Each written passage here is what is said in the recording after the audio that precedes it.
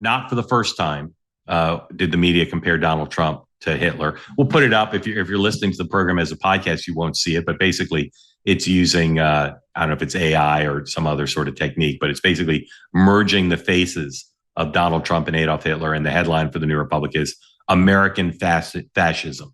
Okay, that's on the eve of his being shot. And so, if you're wondering what motivated the guy, maybe we'll never know. But certainly, it's possible that what motivated him was things like that.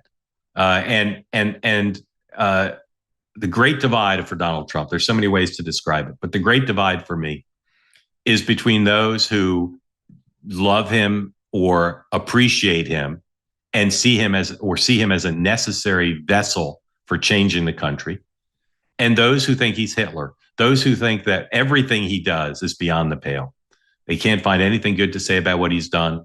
Maybe you can get him to reluctantly praise the Abraham Accords, but for the most part, they are negative about him. And that negativity is not just in the media and as reflected in the coverage of the assassination. That negativity exists about MAGA and about, and it comes from, as I said, universities, corporations, nonprofit organizations, the Democratic establishment, and all of the press.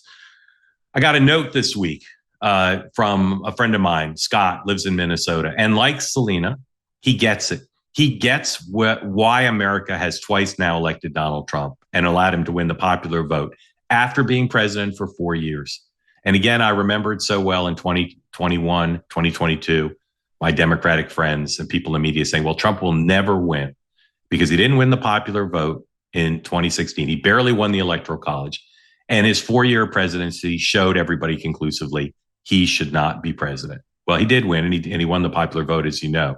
And he did it, I think, for many people, talk to him every day, who, unlike the pure MAGA faithful who love Trump in every way, who don't particularly like Trump, and in fact, could speak like Michael Steele or anybody in the media about why they don't like him, but they think he's necessary. So my friend Scott wrote me this letter. I want to read it to you. I'll read almost all of it because I think it's so powerful.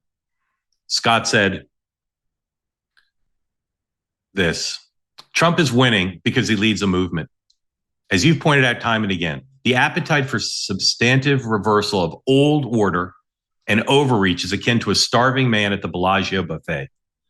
For years, the Obama plus left indulged in social pandering to the marginalized. So much so they didn't just ignore the normal many, they actively attacked them, denigrating it as if somehow they were wrong and morally corrupt. This is called cancer, when a small cluster of cells invade and overcome the larger healthy host. Progressives did nothing to arrest this malignancy as it metastasized from the academy to our corporations, media, and other commanding heights. Trump represents the immunoresponse of the normal, healthy cells of our polity. The white blood cells reversing this. We become so accustomed to the ascendancy and triumph of the marginal that to feel the swing back toward the majority of us, the proper base set point, feels cruel and abnormal. It is as sickening as chemotherapy on any cancer. Your hair falls out, you vomit. It feels abnormal to arrest and reverse the malignancy that has become our unsustainable new normal. But Scott writes, we cannot continue this social descent into the progressive glorification of the marginal without simultaneously investing in strengthening the rest of us. That is why Trump wins all the time.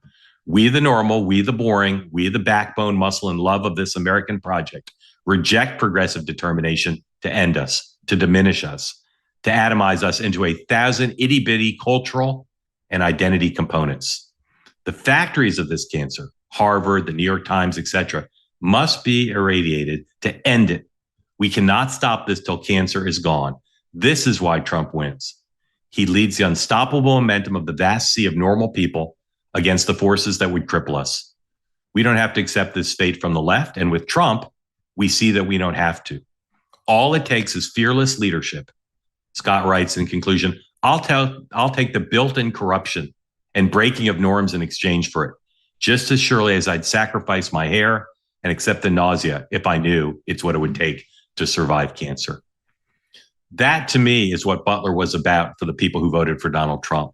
They almost lost the only person they saw as capable of stopping the long-term trends in this country that they found to be not just negative or political, but fundamental to the identity of the nation.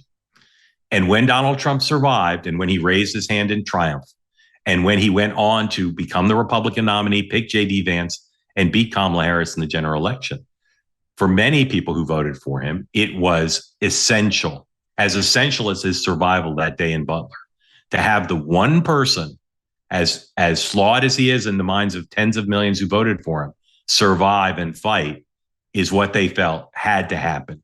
And for many, it was divine intervention that it was allowed to happen. Who knows what history would have been like had Donald Trump died that day in Butler, as barring a bunch of freakish steps, he would have died. Who knows what would have happened to the nomination, to the Republican Party, to the general election? Who knows? But what we do know is that his living showed us, in as sharp relief as we've seen in the 10 years of Trump, the division between those who see either a great man or a necessary vehicle and those who believe that he should never be anywhere near the Oval Office.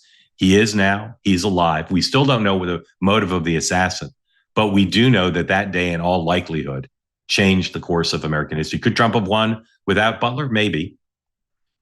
But ironically, what allowed him to have, I think, at least an easier path to victory was the inspiration he caused in his supporters and the backlash caused by the media's failure to cover the story fairly, that inspired so many people like Scott to say, the jig is up. Trump is our vehicle. Let's go forward with him. And that's why he's back in the White House for these 4 years.